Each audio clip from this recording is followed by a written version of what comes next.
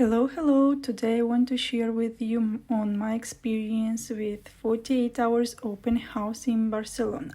But before, I want to share about what does it mean, the 48 hours open house.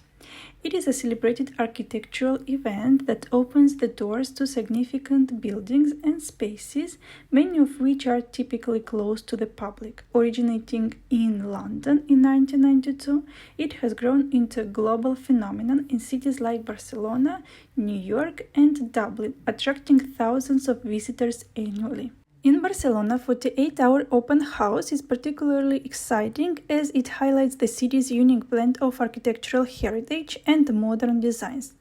These usually have access to historic and modern icons, guided architectural tours, and focus on Catalan modernism.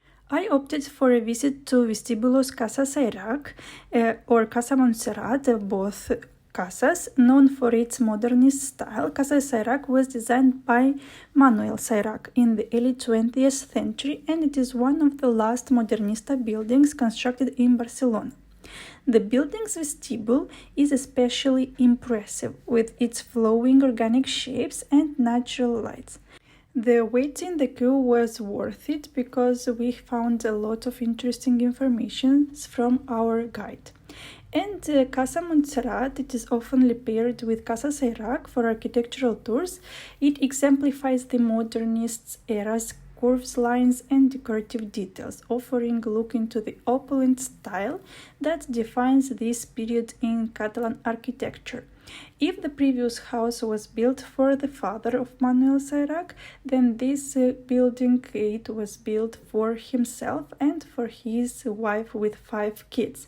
And here you have this star that with 5 points that mention that they had in their first years of marriage 5 kids in a row, 5 barons. Another building that I wanted to visit is right on the other side of the street is Vestibulo Edificio Mas de Miquel. This is lesser-known building is celebrated for its distinctive entrance hall, or vestibulo in Spanish, which combines elements of classical and modern design. It is located in a more residential area. Edificio B Mas de Miquel embodies the transition between traditional and contemporary architectural styles, making it an interesting stop for those interested in architectural evolution in Barcelona. These locations reflect Barcelona's architectural diversity, offering insights into how different styles and historical periods coexist throughout the city.